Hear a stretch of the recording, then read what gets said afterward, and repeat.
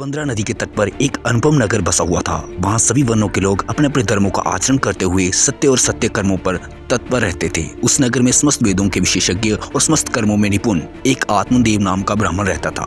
वह साक्षात दूसरे सूर्य के समान तेजस्वी था। उस ब्राह्मण की पत्नी, जिसका नाम धुंधली था, कुलीन एवं सुंदरी होने पर भी सदा अपनी बात पर अड़ जाने वाली थी। उसका स्वभाव क्रूर था, बात बात में विवाद करती थी। गृह कार्य में तो निपुण थी, लेकिन झगड़ालू भी थी। फिर भी दोनों ब्राह्मण दंपति प्रेम से घर में रहते थे। उनके पास अर्थ और भोग विलास की सामग्री बहुत थी, परंतु उनमें सुख नहीं था। जब अवस्था बहुत डल गई, तब उन्होंने संतान प्राप्ति के लिए तरह तरह के दान पुण्य आदि कार्य की और इस प्रकार धर्म कार्य में उन्होंने अपना आधा धन समाप्त कर दिया। फिर भी उन्हें पुत्र या पुत्री किसी का भी मुख देखने को न मिला। एक दिन वह ब्राह्मण देवता अत्यंत दुखी होकर घर त्याग कर वन की ओर चल दिए। दोपहर के समय जब उन्हें प्यास लगी तो वह एक तालाब पर गए और थक जाने के कारण जल पीकर वहीं बैठ गए। 2 घड़ी बीत जाने पर वहाँ एक सन्यासी महात्मा आए। जब ब्राह्मण देवता ने देखा कि वह सन्यासी जल पी चुके हैं, तब वह उनके पास गया और उनके चरणों में नमस्कार करने के बाद उनके सामने खड़े होकर लंबी लंबी सांसें लेने लगा।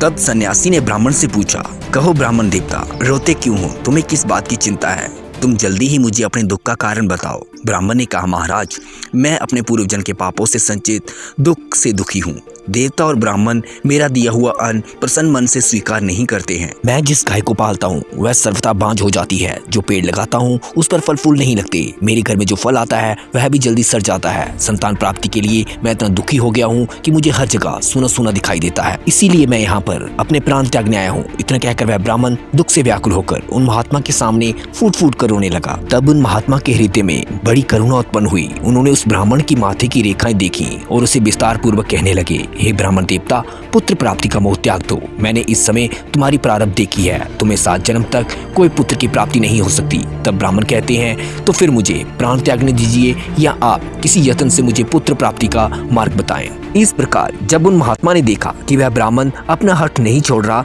तब उन्होंने उसे एक फल देकर कहा, इसे तुम अपनी पत्नी को खिला देना। इससे उसको एक पुत्र होगा। तुम्हारी स्त्री को 1 साल तक सत्य, शौच, दया, दान और एक समय एक ही अन्न खाने का नियम रखना होगा। यदि वह ऐसा करेगी तो वह बालक बहुत ही शुद्ध स्वभाव वाला होगा। यह कहकर वे योगीराज वहां से प्रस्थान कर गए और वो ब्राह्मण आत्मदेव भी खुशी खुशी घर लौट पड़ा।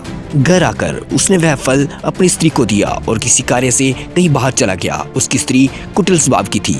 वह मन में विचार करने लगी, इस फल को खाने से मेरा गर्भ ठहर जाएगा और मेरा पेट निकल आएगा, तो मुझसे कुछ खाया पिया नहीं जाएगा। अगर कहीं गांव में डाकुओं का आक्रमण हो जाता है तो एक गर्भिणी स्त्री कैसे भागेगी? मन में इस तरह के कुतर्क उठने के कारण धुंधली वह फल नहीं खाती है और जब उसका पति उसको पूछता है कि फल खा लिया, तो वह कहती है, हाँ खा लिया। कुछ समय बीतने के बाद धुंधली की बहन उसके घर आती है। तब धुंधली अपनी बहन को पूरी कहानी सुनाती है और कहती है कि मेरे मन में इस फल को लेकर बड़ी चिंता है। मैं इस दुख के कारण दिन दिन दुबली हो रही हूँ। इस पर धुंधली की बहन कहती है कि इस समय मैं गर्भवती हूँ। प्रसव होने पर वह बालक मैं तुझे दे दूंगी। तब तक तू गर्भवती के समान इस घर में गुप्त रूप से रहना। अगर तू मेरे पति को कुछ धन दे देगी तो वो तुझे अपना बालक दे देंगे। और हाँ, इस फल की शक्ति को जानने के लिए इस फल को तू गाय को खिला दे। ब्राह्मणी ने अपने स्वावश जो जो उसकी बहन ने कहा था वैसे ही किया। इसके पश्चात समय अनुसार जब उसकी बहन को पुत्र हुआ तो उसके पति ने चुपचाप उसे धुंधली को दे दिया। इसके बाद ब्राह्मण आत्मदेव को यह सूचना दे दी गई कि उसकी पत्नी ने एक बालक को जन्म दिया है। माता धुंधली के उस पुत्र का नाम धुंधकारी रखा गया। इसके बाद सन्यासी महात्मा के आशीर्वाद के रूप में गाय ने भी एक बच्चे को जन्म दिया जो मनुष्य आकार का था, पर उसके कान गाय के समान थे। उसे देखकर ब्राह्मण देवता को बड़ा आनंद हुआ और ब्राह्मण देवता ने स्वयं ही उस बालक के सब संस्कार किए। आत्मदेव ने उस बालक के गो जैसे कंध देखकर उसका नाम गोकर्ण रखा। आगे चलकर गोकर्ण एक महान पंडित बने और धुंधकारी महान दुष्ट और क्रूर स्वभाव वाला व्यक्ति बना। वह हमेशा अपवित्र रहता, मांस मदिरा का भक्षण करता, चोरी करता, दूसरों के घरों में आग लगा देता, निरपराध बच्चों को कुओं में डाल देता। उसके इस दुष्ट कर्म को देखकर ब्राह्मण आत्मदेव ने उसे समझाने का प्रयास किया, परंतु वह क्रोधित हो गया और पिता को ही मारने दौड़ा, जिससे आत्मदेव को बहुत ही कष्ट हुआ। वह सोचने लगे कि ऐसे कुपुत्र से छूटकर अब मैं कहाँ जाऊँ। इसी समय महाज्ञानी गोकर्ण जी वहाँ पधारे।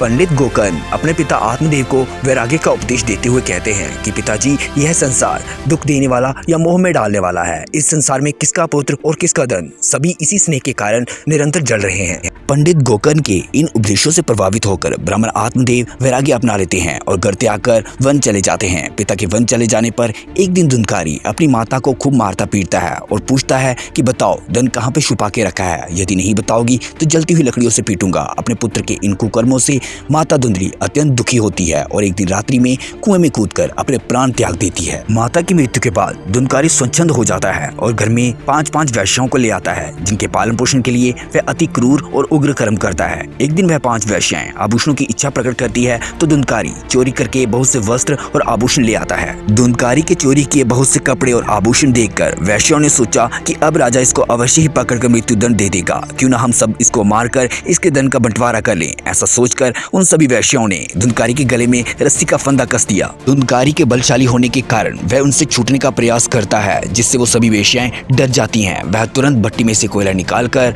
धुंधकारी के मुंह में डाल देती हैं, जिससे धुंधकारी तड़प तड़प कर मर जाता है। इसके बाद वो 5 वेश्याएं धुंधकारी के शरीर को एक गड्ढे में डालकर मिट्टी से दबा देती हैं और सारे धन को आपस में बांट लेती हैं। लोगों के पूछने पर वह कह देती हैं कि वह हमारे लिए धन कमाने गए हैं और शीघ्र ही आ जाएंगे। धुंधकारी अपने कुकर्मों के कारण एक प्रेत बन जाता है। वह बवंडर बनकर एक दिशा से दूसरी दिशा में भटकता रहता है। कुछ समय पश्चात जब गोकर्ण जी ने धुंधकारी की मृत्यु का समाचार सुना तो अनाथ जानकर गया जी में उसका श्राद्ध किया और जिस तीर्थ में भी जाते वहाँ उसका श्राद्ध करते। कुछ दिनों के बाद जब पंडित गोकर्ण तीर्थ यात्रा करके अपने घर लौटते हैं तो रात को रोने तथा चिल्लाने की आवाज आती है। गोकर्ण अपने कमंडल से अपने हाथ में जल लेते हैं और छिड़क कर कहते हैं कि तुम जो कोई भी हो मेरे सामने आओ। तब धुंधकारी प्रेत रूप में गोकर्ण के सामने प्रकट होता है। गोकर्ण उस प्रेत से पूछते हैं कि तुम कौन हो, तो वह प्रेत बोलता है मैं तुम्हारा भाई धुंधकारी हूँ। तब धुंधकारी गोकर्ण से अपनी सारी कहानी बता डालता है। आगे पंडित गोकर्ण उस प्रेत से पूछते हैं कि मैंने तुम्हारी मुक्ति के लिए गया में श्राद्ध किया था, उससे तुम्हें अवश्य ही मुक्ति मिल जानी चाहिए थी। इस पर धुंधकारी कहता है कि तुम हमारे नाम से गया में कितने भी श्राद्ध कर लो, मैंने अपने जीवन में इतने पाप किए हैं कि मुझे इतनी जल्दी मुक्ति नहीं मिलने वाली है। अब तुम ही मेरी मुक्ति का कोई उपाय निकालो। अगले दिन पंडित गोकर्ण स्नान करके सूर्य देवता को जल अर्पित करते हैं। तभी गोकर्ण सूर्य भगवान को प्रेत धुंधकारी की मुक्ति का उपाय पूछते हैं तो सूर्यदेव कहते हैं कि केवल श्रीमद् भागवत कथा सुनने से ही उस प्रेत की मुक्ति हो सकती है, इसलिए तुम 1 सप्ताह पारायण करो। इस पर पंडित गोकर्ण महाराज भी मन में निश्चय करके कथा सुनाने के लिए तैयार हो जाते हैं। फिर गोकर्ण महाराज व्यास की गद्दी पर बैठकर कथा कहने लगते हैं। आसपास के लोगों को पता चलता है तो वहाँ भीड़ का तांता लग जाता है। सब अनुशासन के साथ बैठ जाते हैं। इतने में वह धुंधकारी प्रेत भी वहाँ प्रकट होता है। वह इधर उधर बैठने का स्थान खोज ही रहा होता है कि उसको सामने पड़े हुए एक 7 गांठ का बांस दिखाई देता है। वह उसी में प्रवेश करके श्रीमद् भागवत कथा सुनने लगता है। जब शाम को भागवत कथा को विश्राम दिया गया तो एक बड़ी ही विचित्र बात हुई। सब लोगों के देखते देखते उस बांस की गांठ एक जोर की आवाज से फट जाती है। दूसरे दिन दूसरी गांठ फट जाती है। इस प्रकार 7 दिन में बांस की 7 गांठें फट जाती हैं और उसमें से धुंधकारी एक दिव्य पुरुष रूप में बाहर निकलता है। तब धुंधकारी पंडित गोकर्ण के चरणों में हाथ जोड़कर प्रणाम करता है और कहता है कि भाई आपने मेरी प्रेत जोनी छुड़ा दी। इस प्रेत पीड़ा छुड़ाने वाली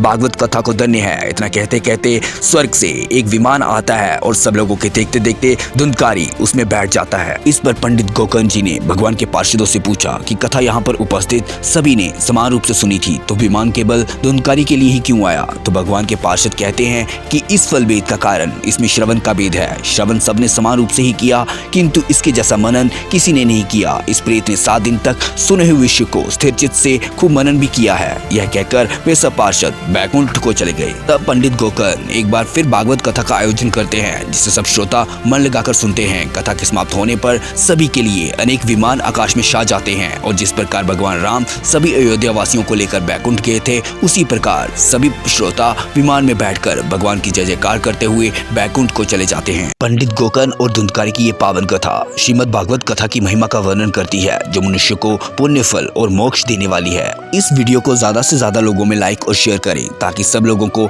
इस पावन कथा का पुण्य फल प्राप्त हो सके। और ऐसी ही प्रेरणादायक वीडियोस को देखने के लिए हमारे चैनल को सब्सक्राइब कर दें। धन्यवाद। दोस्तों, अगर अभी तक आपने हमारे चैनल को सब्सक्राइब नहीं किया है तो चैनल को सब्सक्राइब कर दें और साथ में बेल आइकन दबा दें ताकि आपको हमारी आने वाली वीडियो की अपडेट तुरंत मिल जाए।